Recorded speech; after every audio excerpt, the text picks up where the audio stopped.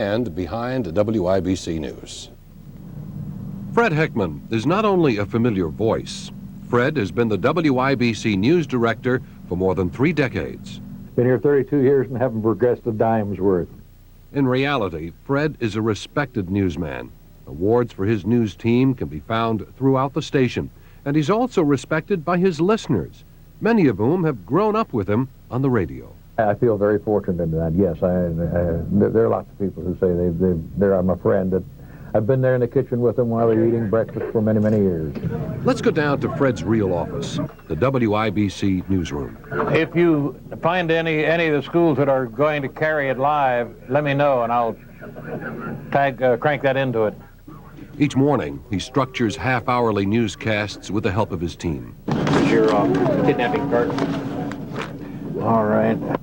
Choosing his stories carefully, Fred says he tries to put himself in the listener's position to determine what stories he'll select for broadcast. Are we here to educate? Are we here to inform?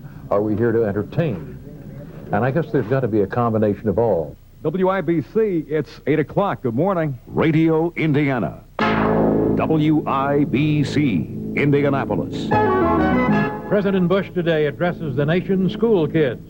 Fred and his air partner, Joe Piggott, bring the news of the day to nearly 200,000 people. But what the listeners don't hear is their friendship behind the scenes during the commercial breaks. On this day, Fred talked about his golf game. I had the yips.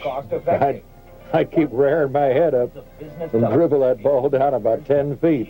It's amazing why the hell you can't keep still over that ball in your head. Look at the damn club. I don't think I'm smart enough to. Well, that's probably true. But on the air, it's all business, and Fred knows that all too well. The consummate radio news professional, Fred Heckman, is indeed one of Indiana's own. Imagination lives right here in my town, Indy. Super guy. He is. Back in 1980, when I joined the staff at Channel 8, when I left IBC, my hair, I was living out in the country, my hair was kind of falling down my face, so I went to they sent me to a hairstylist and they put a little bob, in the hair. Oh, Bob. I made the mistake of telling Fred. So the next morning on Indiana's Own, he said, why don't you give Ray a call and ask him who does his hair? So he doesn't forget, but he's a super guy. He is a terrific guy, and I noticed you had the word crank in there. That has to be Fred Heckman's favorite word in the English language. That's a Heckmanism. If he's going home, I'm going to crank my car into gear and crank into the driveway. Ray, thanks for a nice piece. Okay. Appreciate it. Well, tonight is the night for country music.